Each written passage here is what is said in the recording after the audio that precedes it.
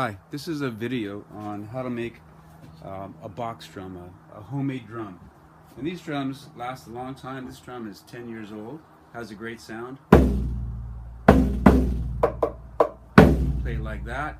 You can play it with two mallets, lay it flat, stops the vibrations a bit, but you can do pretty cool stuff.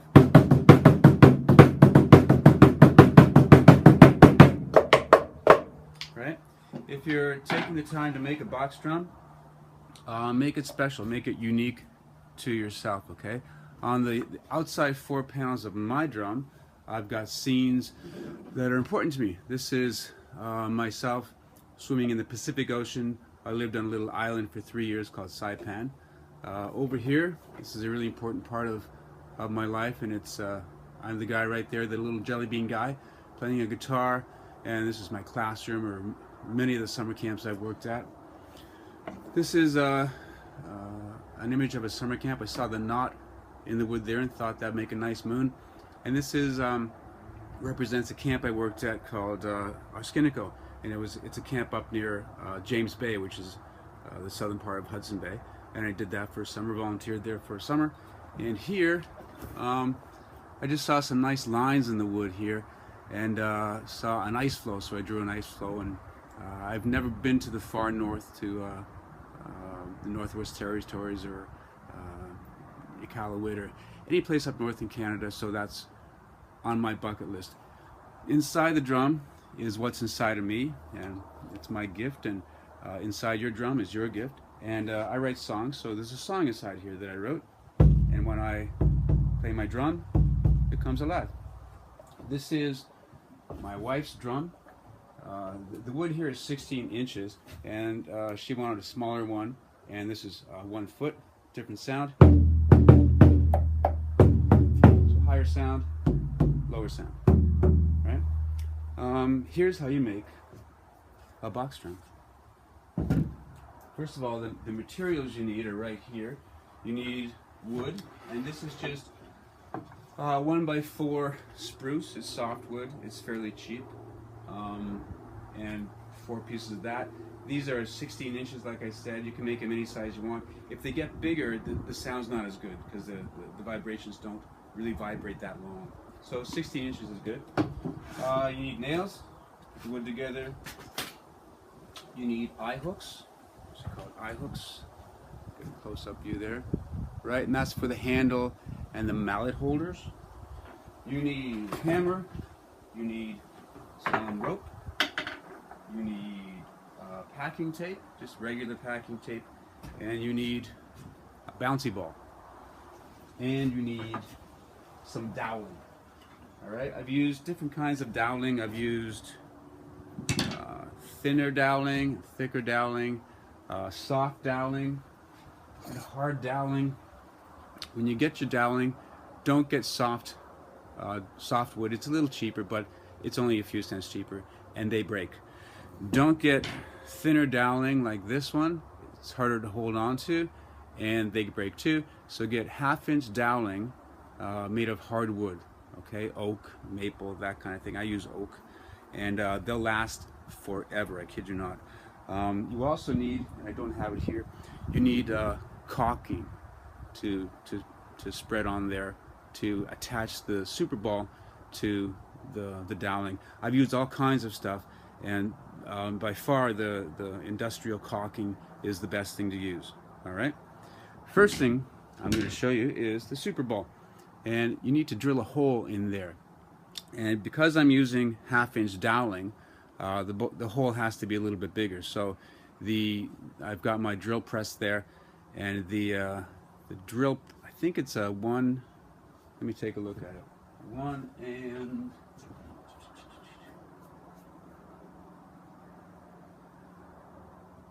9/16. So it's just a bit bigger than a half, right? So this will fit in. You're going to spread the caulking in there, squirt it on, and let it sit for about 24 hours, right?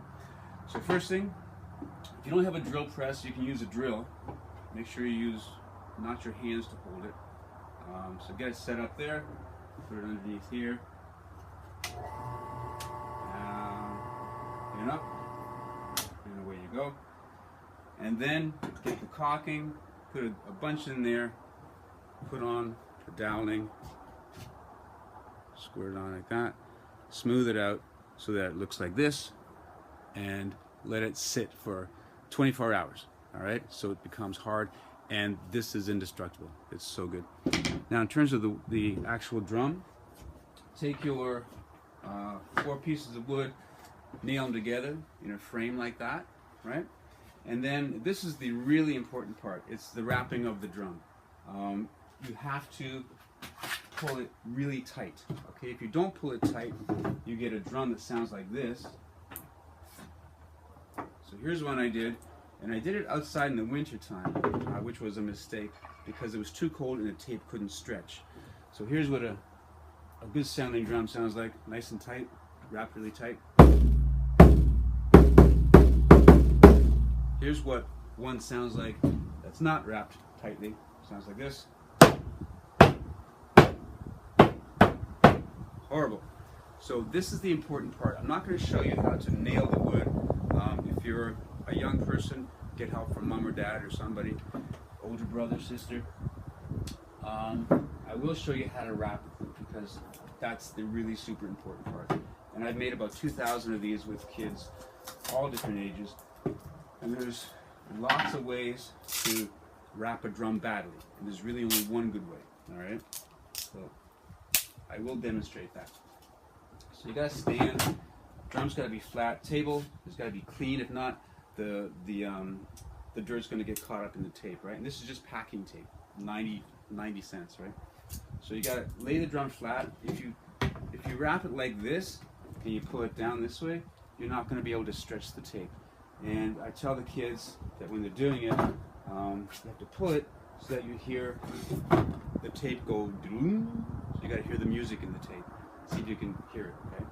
So across here, I'm going to start at 1 inch and go all the way across, and I'm going to overlap the tape about halfway. All right. So here we go. Listen for the music in the tape.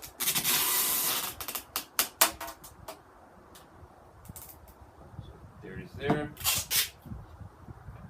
Wrap it down. Nice and tight. You gotta pull it tight. Now I'm gonna start overlapping, and I'll show you what I mean by that. So pull it tight. And it has to be flat here. If you get it, don't press down. If you don't pull it over the edge here, it'll get all wrinkled, and it just won't look that good. But I'll show you close up, see if you can see how I'm starting to overlap the tape right there. Hopefully you can see that. Okay, so here I go. Over, flat,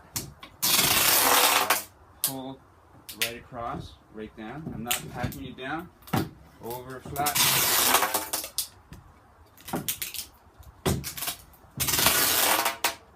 So I'm going to show you one side, and then I'll show you what to do when you're finished with one side. So put it down. Hopefully you can hear that sound. That's what you want.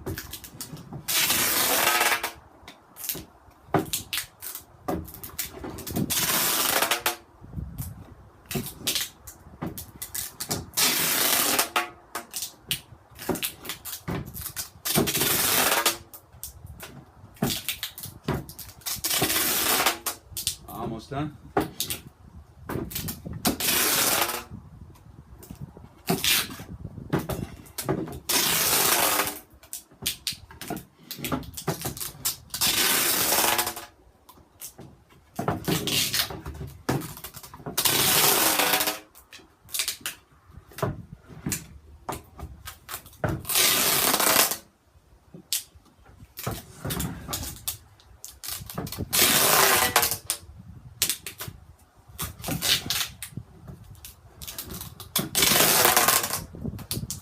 Now I'm getting to the edge here. I'm going to make sure I have no holes here. A couple more wraps.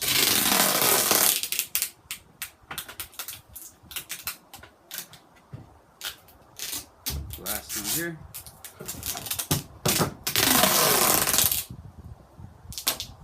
Okay, and I'm going to break that off. Should have a knife here. not going to lose the end of that packing tape. That's rule number one. And then I have all my lines going this way, so I'm going to turn it the other way and make it almost like a patchwork kind of thing here. So I'm going to start here again, pull it tight, go all the way around. I'm not going to show you that. All the way around, and then one more row the other way. 3 rows is really good. Two is not super good. It's a little weak. And 4 layers. The drum doesn't sound as good as 3, so 3 layers, and yeah, there it is.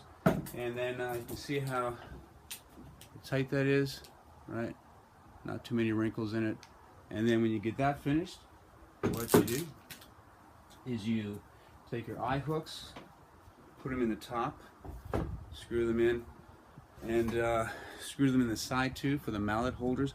If you don't put mallet holders on your drum, I found that the drumsticks go missing. You can't find them. So that way everything stays together, and you have a great homemade instrument that can last for a long time, and you can have a lot of fun with it.